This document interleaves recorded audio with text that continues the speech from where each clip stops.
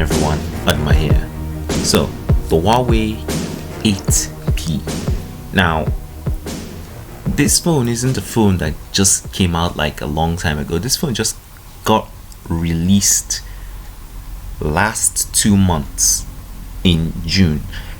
It's actually getting pushed to other countries a bit more currently. So in Nigeria where I am, it's getting pushed right around this period.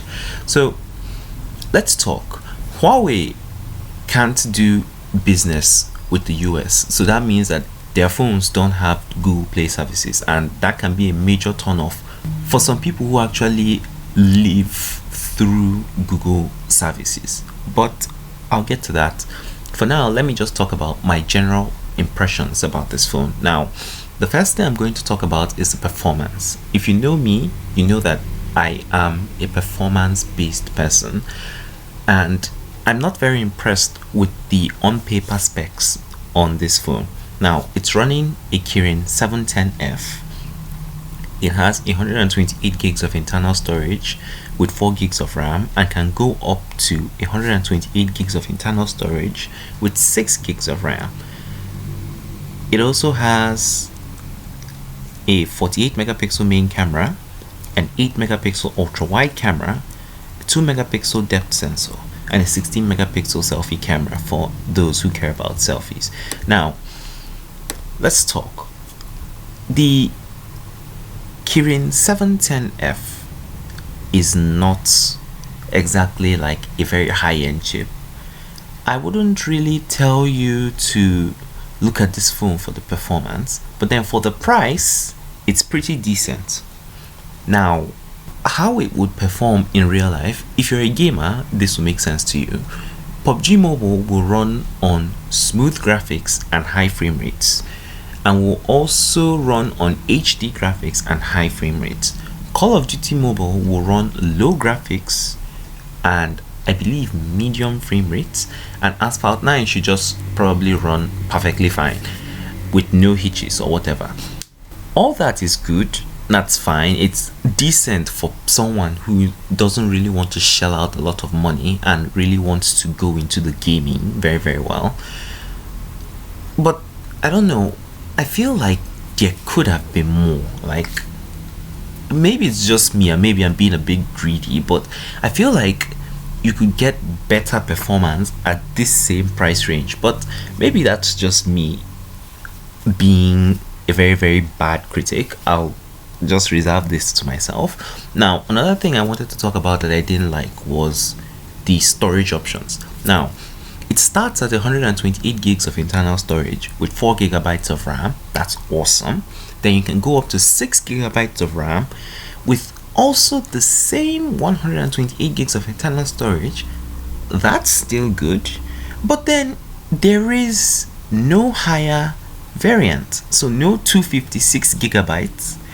And if you're really someone who consumes a lot of media on their phone, 128 gigabytes, it may be a lot for you, but then you can fill it up very quickly. And then annoyingly enough, because this is Huawei, you cannot use a micro SD card. You have to use their nano memory slots, and on top of that, it's not even a dedicated slot. Like, you have to waste your second SIM slot if you want to do expandable storage.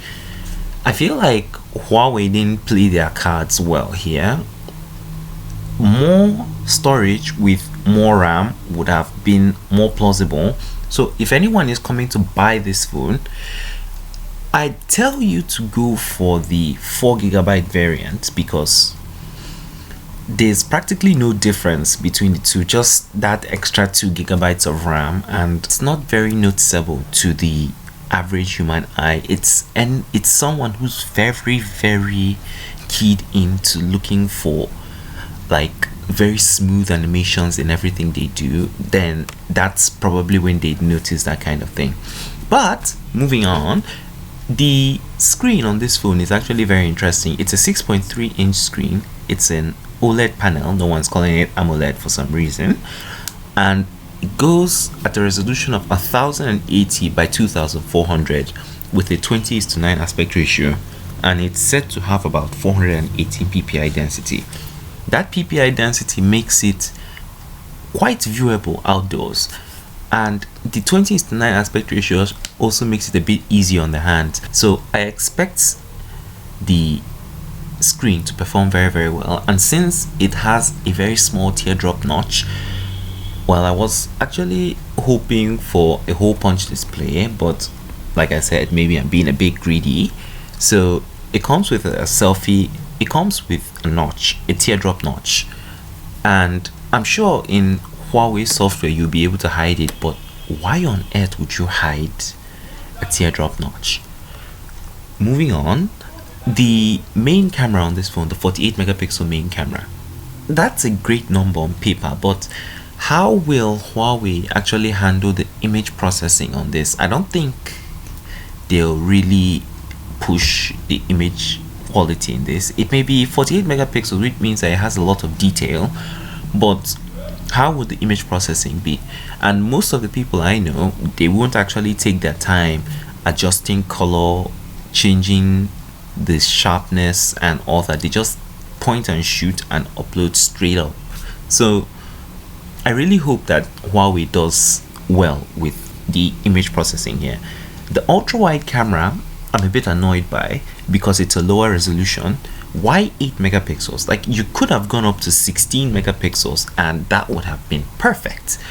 But I will save my comments for when I do actually get the phone in hand. Now, probably there will be night mode on the Huawei Y8P. I know it will be on the main camera. I don't know about the ultra wide camera. So we'll just have to wait and see how things go. And I'm hearing that video on this phone will be capped at 1080p. A bit annoying, but then I guess I'm fine with it. If you have a 48 megapixel lens shooting 1080p at 30 frames per second, I think here it can go up to 60. I think you'd be able to fill up your storage within maybe 10 videos or so, 10-minute videos. I think you'd probably be able to fill up your storage, but I'm theorizing here. And most of this stuff depends on bitrate and some other factors, but let's not go into that. So video, I don't think that would be a very, very good place. I expect it to be good in photos, but not video. But we will have to wait and see how it goes. And the video quality also carries through to the selfie camera. It can also record 1080p at 30 frames per second. Now, talking about some more minor details that I don't really care about. The battery on this phone, 4000 milliamp hours. That's cool, that's fine. But then it comes with a 10 watts charger in the box. And I'm trying my best not to bash the phone for having a 10 watts charger, but come on, Huawei, at least 15 watts. Come on, it's 4000 milliamp hours, for God's sake. Moving on. Now, one of the things that I think could make people more interested in buying this phone is the fingerprint reader, which is an under display fingerprint reader. It's optical, so it's not really as secure as in this ultrasonic fingerprint readers. I made a whole video discussing that, but and I'll link it below so you can watch that. And really, the only other thing that I wanted to talk about was the design. Now, we know that this breathing crystal color started from the Huawei P30 and then started trickling down to their other Huawei phones. But at this point, it now feels a bit common and I don't like it. It's not only Huawei that's done it. I've seen a lot of manufacturers doing the exact same gradient. And it was beautiful at first, but now it feels a bit common. But this is me talking. If you see this kind of gradient in person, it will still be a head turner. And if you're someone that puts your phone in a case, well, you may not even notice it. But if you don't put your phone in a case like me, then yeah, this phone will definitely turn heads and will get people asking you, what phone is that? and other minor things like it still having a headphone jack for those of you who still care about that. It also has a Type-C port instead of micro USB, which is very, very awesome in my books. And little tiny details like the 4G bands. Now it has a lot of 4G bands, and I think these are very usable in a lot of places around the world. So I generally I don't have any complaints about this phone, apart from the fact that it skips out on great performance, it lacks fast charging, and that the expandable storage is capped, and then I don't even get more storage if I go up for a higher variant of the phone. So it just makes buying the base variant like the more appealing option.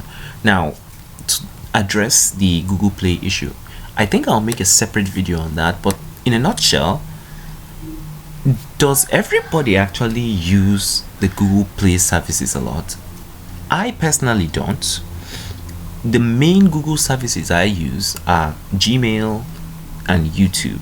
Every other thing is probably absent. Okay, and maybe the Google app with my Google Assistant.